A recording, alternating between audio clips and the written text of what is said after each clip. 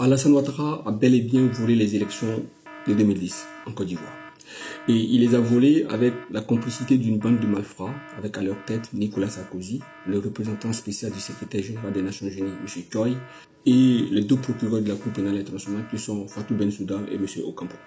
Et c'est du moins à cette conclusion que je parviens à la lecture du livre du Dr Issa Malik Coulibaly, ministre, ancien ministre et par ailleurs directeur national du candidat Laurent Gbagbo en 2010 et surtout le premier Ivoirien expert électoral. Donc son regard est tout à fait important.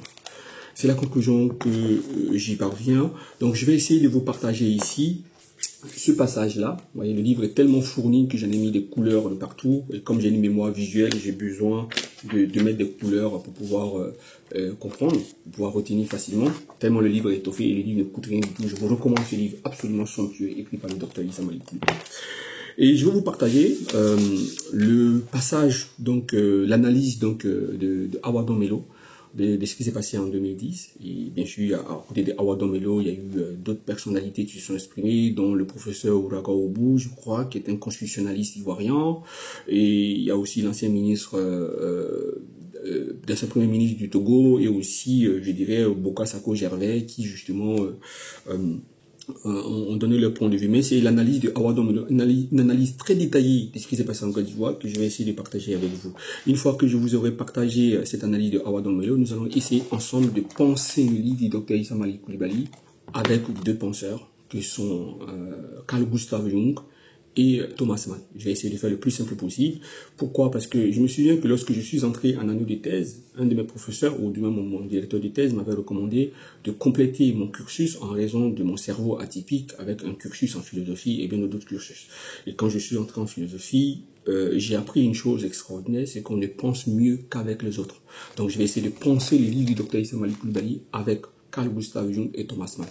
J'entends souvent beaucoup de gens dire faut penser par soi-même, on ne peut pas, personne ne pense par lui-même, on pense tous avec nos parents, avec nos bagages, avec nos rencontres, avec nos lectures, et en l'occurrence, moi j'ai l'habitude de penser avec les auteurs que j'ai lus, avec la lecture que j'ai faite, et en l'occurrence aujourd'hui, pour pouvoir comprendre toute la beauté du livre de Dr Issa Malik Coulibaly, il faut le penser avec Carl Gustav Jung, psychanalyste et par ailleurs disciple de Freud, et avec l'écrivain Thomas Mann, qui a remporté le prix Nobel de littérature, l'écrivain allemand Thomas Mann.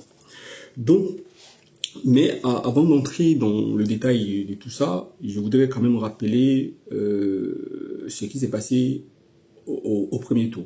Au premier tour, globalement, que ce soit la mission des Nations Unies, la mission de l'Union Européenne en Côte d'Ivoire, la mission de l'UIA, portée par l'ancien Premier ministre du Togo, et le Centre Carter, ils disent globalement que les scrutins du premier tour s'est bien passé. Ce qui n'est pas tout à fait exact, puisque Henri Konan-Bédié avait déposé une requête auprès du Conseil constitutionnel disant qu'on lui avait spolié 600 000 voix. Et cette requête déposée par le requérant, en l'occurrence Henri Konan-Bédié, a été rejetée pour une raison tout à fait simple.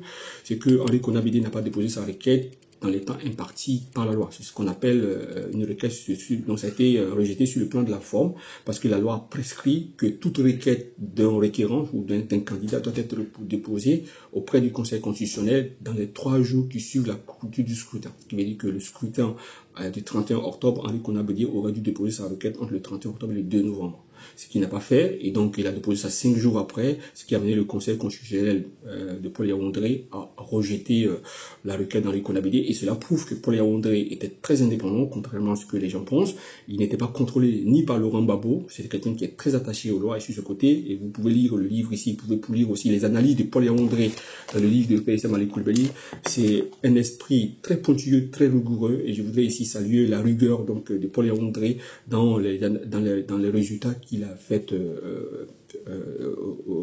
dans les analyses qu'il a faites dans le processus électoral. Félicitations à Paul Yaoundé, qui est un esprit très rigoureux, et je m'en réjouis que j'ai la conviction ferme qu'il y a beaucoup d'esprits intelligents en Afrique, et que Paul Yaoundé fait partie de ces gens qui connaissent l'administration, et je m'en réjouis de ça. Et donc, si Henri Konan-Bédié avait déposé sa requête dans les temps impartis, et que ça avait été validé dans la forme, et qu'ensuite dans le fond ça avait été validé, Alassane Ouattara ne serait pas au deuxième tour. Et ce qui du coup m'a amené à m'interroger, et je me suis renseigné, je me suis rendu compte que non seulement Henri Konan-Bédié était ancien président de Côte d'Ivoire, mais il fut aussi président de l'Assemblée nationale de Côte d'Ivoire. Ce qui veut dire qu'il devait connaître, il devait être très regardant sur la loi, donc il n'était pas censé ignorer ce que dit le code électoral, que la requête doit être déposée dans les 3 jours qui suivent la clôture du scrutin. Donc la question que je me suis posée, comment un ancien président de l'Assemblée nationale d'un pays peut ne pas savoir la loi, alors que la loi dit nul n'est censé ignorer la loi, et lui, il dépose sa requête dans les 5 jours au lieu de déposer dans les 3 jours qui suivent le scrutin. Ça m'a amené à me dire, il y a quelque chose qui ne va pas. Vous savez, Paul Valéry dit, les petits faits inexpliqués suffisent à bouleverser toutes les explications des grands faits. Donc tout est dans le détail. Et ce détail-là m'a interpellé. Je suis allé encore parcourir ce qui s'est passé au scrutin du 2e tour. Et qu'il y a un autre détail qui va encore épaissir mon soupçon. Et j'ai dit bien, je ne suis pas complotiste. Très souvent, les gens confondent un esprit soupçonneux avec un esprit complotiste. Moi, je ne suis pas complotiste, je suis un esprit du soupçon. Je vous ai dit que je me suis inscrit en année de philosophie pour étudier, il s'agit d'étudier un philosophe qui s'appelle Nietzsche. Et Nietzsche est un philosophe du soupçon au même titre que Karl Marx, Freud et Freud. Donc, je soupçonne tout et j'essaie d'analyser les détails et tout est, comme vous savez, dans le détail. Et un autre détail qui va épaissir mon soupçon par rapport à l'attitude d'Henri Konan Bédié, c'est que la mission d'observation de l'Union européenne note que Henri Konan Bédié n'a pas battu campagne dans le nord de la Côte d'Ivoire. C'est comme s'il avait délégué volontairement le nord à Alassane Ouattara, comme s'il disait à Alassane Ouattara, bon, je te laisse le nord, moi je vais me concentrer sur une zone qu'on appelle le Nzi Komoué. C'est ce qui va se passer donc au premier tour, ce qui est tout à fait étrange, alors que le nord de la Côte d'Ivoire, traditionnellement, est un bastion du PDCI-RDA, notamment la ville de Korogo, qui est une ville stratégique, a toujours voté pour le PDCI-RDA. La famille Gon Coulibaly, dont issu le ministre Issa Malik Coulibaly, est voté traditionnellement le PDCI-RDA, donc c'est incompréhensible que justement Henri Konan Bédié ne soit pas allé chercher un électorat traditionnel et qu'il l'ait laissé comme ça. Donc moi, ça c'est quelque chose qui m'a interpellé et je me suis dit sûrement il y a eu un deal entre Alassane Ouattara et Henri Konan Bédié avant les élections. Et ce soupçon-là c'est encore épaissi lorsque je réalise encore que le 13 décembre 2010, Alassane Ouattara a rejoint et Henri Konan Bédié a rejoint Alassane Ouattara à l'hôtel du Golfe, qui était le QG d'Alassane Ouattara, pour justement tous contre Laurent Gbagbo, et cela montre effectivement que il y avait un deal entre Alassane Ouattara et Henri Konan Bédié. Et un autre élément qui va épaissir mon soupçon aussi, c'est que en 2020, lorsque Alassane Ouattara a été élu pour la 3e fois à la tête de la Côte d'Ivoire, il y a eu un coup de froid entre Henri Konan Bédié et Alassane Ouattara. Il a fallu l'intervention de la loge maçonnique du Sénégal pour les réconcilier entre eux. C'est quoi d'ailleurs à l'investiture d'Alassane Ouattara en 2020, la loge maçonnique du Sénégal était présente en Côte d'Ivoire.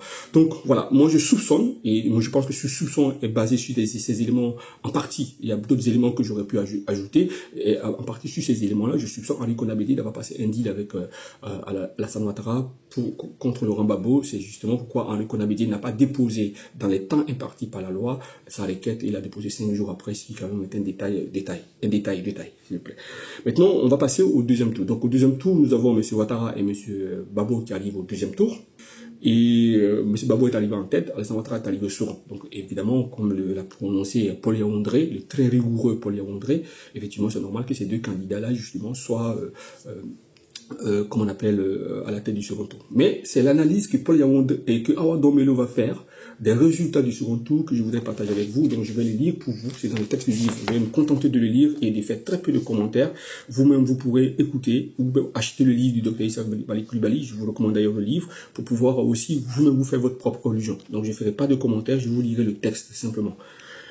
Alors, donc, le ministre Issa Malik Coulibaly écrit « Dans une analyse intitulée « Ma part de vérité », Gbagbo a bel et bien gagné les élections. M. Awa Domelo déclare avoir passé en revue les 19 041 procès-verbaux issus des élections du 28 décembre 2010 afin d'asseoir sa conviction sur les élections de 2010. Les PV ayant servi de base de travail sont ceux remis aux représentants du facilitateur et à l'ONUCI. Selon lui, les procès-verbaux examinés par l'ONUCI étaient de 3 sources. 1.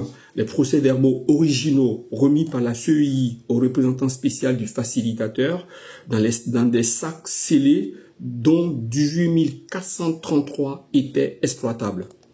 Les procès-verbaux numérisés et transmis par SILS et non compris parmi les 18 433 exemplaires, les 18 433 exploitables ci-dessus, soit 500 PV supplémentaires.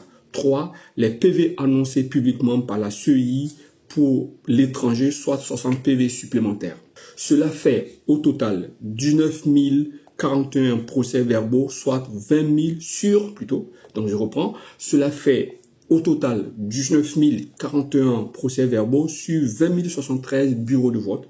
Il y avait donc 1032 PV manquants non transmis à la CEI centrale par les commissaires électoraux, car chaque bureau de vote doit remettre obligatoirement un PV. Les résultats de son analyse sont les suivants. Les 19 041 PV correspondent à 5 418 833 inscrits sur un total de 5 725 722 électeurs. Il serait important, dans le cadre de la recherche de la vérité sur les élections de 2010, que l'on étudie le sort des 1032 PV manquants et l'on situe les responsabilités, car il s'agit du droit de vote de 306 889 électeurs pouvant induire une erreur de 7 points sur les résultats de chaque candidat. Les 19 041 PV au cours de l'exercice que j'ai effectué ont été classés en deux catégories, les PV frauduleux et les PV d'apparence non frauduleux. J'ai classé dans la catégorie des PV frauduleux ceux présentant les caractéristiques suivantes et donc ne satisfaisant pas les critères définis par la CEI. 1. Les PV sans sticker, car la commission électorale indépendante a remis à chaque bureau de vote un sticker pour authentifier le procès verbal. L'absence de sticker invalide le procès verbal selon les règles de la CEI. Les PV 2, les PV fictifs, car ayant un lieu de vote non renseigné ou le lieu de vote renseigné sur le PV ne correspond à aucun lieu figurant sur le répertoire des lieux et bureaux de vote. 3. Les PV dont le nombre de voix par candidat n'a pas été renseigné ou illisible. 4. Les PV dont le nombre de suffrages exprimés additionné au nombre de bulletins nuls est supérieur au nombre de votants. J'ai éliminé ces PV car tout se passe comme si les bulletins de vote se sont multipliés dans l'urne. 5. Les PV dont le nombre de votants est supérieur au nombre d'inscrits de plus de 18, car la règle de la CEI, la règle établie par la CEI, ne tolère pour chaque bureau de vote qu'un maximum de 18 votants supplémentaires au nombre d'inscrits. Cela pour permettre à ceux qui sont en mission ou autres déplacés de voter. Les PV dont la somme du nombre de voix pour les deux candidats diffère du nombre total du suffrage exprimé. 7. Les PV dont les noms et signatures des 3 membres du bureau de vote n'y figurent pas. Les cas de fraude les plus significatifs sont répartis comme suite. 1. Nombre de PV fictifs, 2090. Nombre de PV sans sticker, 1320. Nombre de PV avec un nombre de votants non inscrits supérieur à 18, 97. Nombre de PV dont le nombre de suffrages exprimés est supérieur au nombre de votants, 66. Les PV dont la somme des suffrages exprimés par les deux candidats est supérieure au suffrage exprimé, 31, soit au total 3600 PV, hormis les fraudes mineures. Les 3600 PV représentent 1 069 285 voix. J'ai considéré comme valide les PV dont l'un des candidats n'a pas de représentant, même si cela s'est abondamment produit dans la quasi-totalité des bureaux de vote de la zone sous contrôle de la rébellion, où le candidat Laurent Gbagbo n'avait aucun représentant. De nombreux soupçons de fraude existent sur plusieurs PV. L'absence de représentant d'un candidat n'est pas une situation de fraude en l'état actuel des règles de la CEI. Le résultat obtenu, en ne retenant que les procès-verbaux valides au stade actuel des moyens d'investigation, absence de liste d'émargement, d'urnes contenant les bulletins de vote, est le suivant. 1. Nombre de suffrages exprimés, 4 065 262, soit un taux de participation de 71%, qui correspond à peu près au chiffre annoncé par la CEI à la fermeture des bureaux de vote.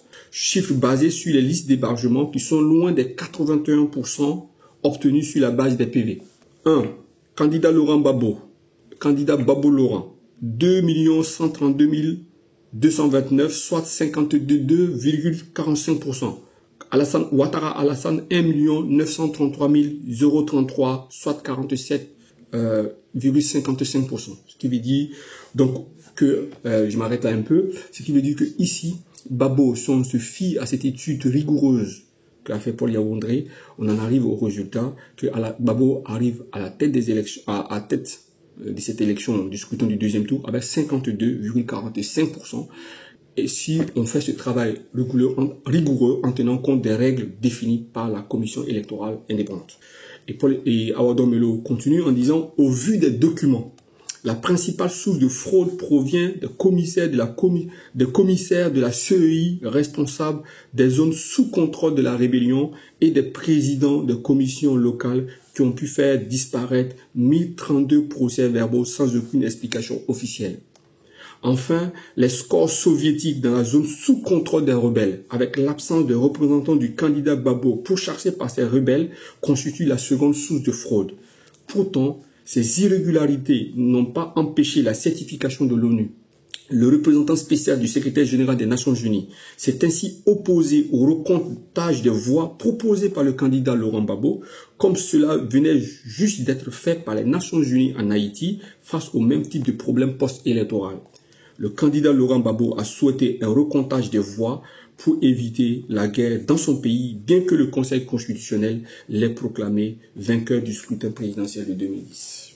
J'adore Laurent Gbagbo. C'est-à-dire que le président du Conseil constitutionnel l'a proclamé vainqueur, mais malgré tout, en grand démocrate, en bon démocrate, il a proposé le recompte des voix. Et ce que les Nations Unies avaient fait en Haïti. Et pourtant, M. Choi, le représentant spécial du secrétaire général des Nations Unies en Côte d'Ivoire, a refusé le recomptage des voix. C'est pour ça que je vous ai dit, Alassane Ouattara a volé les élections présidentielles en 2010 avec la complicité d'une bande de malfrats, avec à sa tête M. Choi, le représentant spécial du secrétaire général des Nations Unies, Nicolas Sarkozy, et ensuite avec le procureur de la Cour pénale internationale, les deux procureurs, M. Tomesso Ocampo et Mme Fatou Bensouda. Sans cette association de malfrats, Alassane Ouattara ne serait pas aujourd'hui à la tête des Ivoiriens. Cela m'amène justement à repenser globalement ce livre absolument somptueux, absolument fourni, absolument détaillé du docteur Issa Malik Coulibaly, directeur national des campagnes de Laurent Gbagbo, premier expert électoral ivoirien. À repenser ce livre-là avec deux auteurs, Carl Gustave Jung d'un côté et Thomas Mann de l'autre côté. Vous savez, quand j'ai fini le livre du docteur Issa Malik Coulibaly, je l'ai lu 3 fois pour préparer l'émission que j'ai eue avec lui. J'ai pensé à Carl Gustave Jung. Carl Gustave Jung, c'est avec lui que j'ai découvert ce qu'on appelle l'inconscient collectif. Il fut disciple de Freud, donc il parle d'inconscient. La différence de Freud, c'est que lui dit que l'inconscient n'est pas individuel, l'inconscient est collectif. Et quand on parle d'inconscient collectif, il faut revenir à un mot qui est fondamental, à un concept, c'est le concept d'archétype. Le mot archétype vient du grec arché, qui signifie premier. Donc c'est quelque chose, un archétype, c'est quelque chose qui est né à l'origine, dans les temps immémoriaux. Et le propre d'un archétype, c'est qu'il se réactualise, il se transmet de génération en génération, en fonction des conditions socio-économiques ou en fonction des moyens de production. Et donc, aujourd'hui, que Alassane Ouattara soit à la tête de la Côte d'Ivoire par des moyens frauduleux, par des moyens de voyous et de bandits, grâce à une association de voyous, comme Nicolas Sarkozy, le représentant spécial du secrétaire général de l'ONU, et rien n'est fait jusqu'à aujourd'hui. Aucune justice ne poursuit Nicolas Sarkozy, ne poursuit le procureur de la Cour pénale internationale. Aucune justice ne poursuit M. Choi et même M. Ban Ki-moon. Si rien n'est fait, c'est parce que les populations ne disent rien, c'est parce qu'au fond, nous obéissons à un archétype. C'est l'archétype du mal dominant. Et c'est cela même qui prouve que nous, les hommes, contrairement à ce qu'on pense, nous sommes des animaux. Chez les animaux, ça c'est Darwin qui nous apprend dans ce qu'on appelle le combat intraspécifique et ce qu'on appelle la sélection naturelle. Donc le mâle dominant, à l'issue d'un combat, il va imposer sa force et c'est lui qui va s'accoupler avec toutes les femelles. Et dans les premières tribus humaines, les hommes fonctionnaient comme ça. Le mâle le plus fort, il imposait sa force à tout le groupe, tant et si bien que c'est sa force qui faisait la loi. L'homme le plus fort, le mâle dominant. Cela va faire que ce mâle dominant va se retrouver, comme c'est sa force qui fait loi, il se trouve donc au-dessus de la loi. Donc nous, cette archétype du mâle dominant s'est transmise de génération en génération à travers ce que Thomas Mann appelle le puits du passé. C'est quoi le puits du passé pour Thomas Mann? Thomas Mann, il considère effectivement que le moi de l'homme n'est pas délimité aux limites de son corps. Parce que nous pensons penser parfois, nous pensons agir parfois, alors qu'en fait ce sont d'autres qui agissent ou qui pensent en nous, à travers nous, à notre insu. Ceux-là, ce sont par exemple nos ancêtres, c'est-à-dire que des actes ou des pensées immémoriaux qui ont été pensés ou posés depuis la nuit des temps par nos ancêtres. C'est transmis de génération en génération, c'est ce que j'appelle la réactualisation, jusqu'à nous, tant et si bien que certains actes que nous posons, nous pensons les poser en toute conscience, alors qu'en fait, ce sont nos ancêtres qui agissent à travers nous. Et comme nos ancêtres ont vécu avec la force du mal dominant, et que c'est la force du mal dominant qui faisait la loi, nous aussi, quand les puissants aujourd'hui font n'importe quoi, on a l'impression, on accepte sans rien faire, sans broncher, sans même les inquiéter, au point qu'ils passent sur les mailles d'un filet. C'est comme, et ce qui est extraordinaire, c'est que quand vous prenez un pêcheur qui va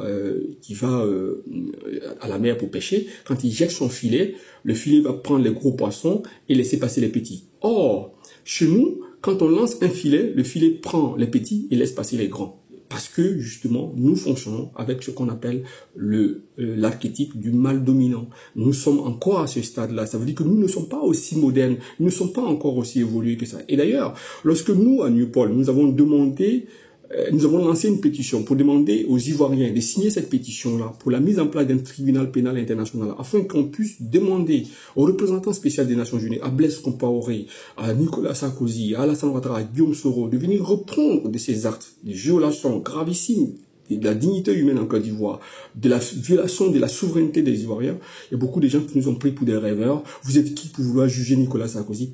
Mais ces gens-là, ils pensent qu'ils réfléchissent par eux-mêmes. Non, ils réfléchissent sous le coup de l'archétype du mal dominant. Parce que depuis la nuit des temps, nous avons été habitués à ce que les plus forts, les plus puissants soient au-dessus de la loi.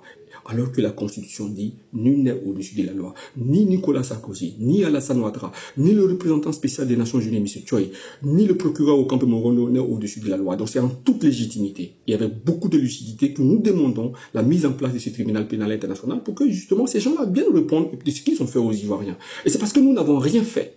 Quand je dis nous, je parle de tout le monde, qu'aujourd'hui, Netanyahou se permet de tuer les Gazaouis. Mais si nous le réussissons, demain, personne ne le fait. Donc je demande à tous les Ivoiriens d'aller signer la pétition. Parce que si nous réussissons à mettre ce tribunal pénal en place pour juger de tous ces gens qui ont volé la dignité des Ivoiriens en imposant Alassane Ouattara à la tête de la Côte d'Ivoire, demain, un gars comme M. Netanyahou ne pourra plus jamais exister. C'est ça qui est fondamental, c'est l'enjeu. Donc la Côte d'Ivoire et les Ivoiriens tiennent en partie, s'ils ont un minimum d'audace et de courage, l'avenir de notre monde, l'avenir de notre humanité. Et je lance un appel à tous les Ivoiriens d'aller signer cette pétition pour qu'on puisse aller obtenir ce tribunal pénal, pour que justement on puisse comprendre pourquoi Nicolas Sarkozy peut imposer justement Alassane Ouattara à la tête de la Côte d'Ivoire, alors qu'Alassane Ouattara a perdu les élections présidentielles. Comment l'ONU peut refuser le recomptage des voix, comme il a fait en Haïti, alors pour nous montrer effectivement ce qui s'est passé pour que la Côte d'Ivoire sorte définitivement de cette spirale infernale. Donc, mesdames et messieurs, donc justement, c'est grâce justement à Carl Gustav Jung et à Thomas Mann, qui parle depuis du passé, comme je vous l'ai dit tout à l'heure, que je me rends compte que ce livre du docteur Issa Malik Coulibaly est un livre absolument magnifique. Pour vous dire à quel point, regardez, à chaque passage, je mets les couleurs, parce que le livre vaut son pesant de cacahuètes ou sinon son pesant d'or. Je vous invite à l'acheter, il ne coûte pas grand-chose et vous n'allez pas perdre votre argent parce que ce livre est vachement riche. Je félicite ici en passant le docteur Issa Malik Coulibaly, qui est un homme assez pudique. Et qui, au passage, a fait un travail fouillé, détaillé ici, dans le cadre des Nations Unies. Donc voilà, je m'arrête là et je vous invite juste à aller lire ce livre-là pour justement avoir accès aux informations que je donnais. Et je conclue en disant, Laurent Gbagbo a bel et bien remporté les élections présidentielles de 2010. Au regard de ce livre, au regard de toutes les investigations que nous avons faites, Laurent Gbagbo a bel et bien gagné les élections présidentielles. Donc nous avons à la tête de la Côte d'Ivoire un imposteur qui n'a pas gagné les élections présidentielles en 2010.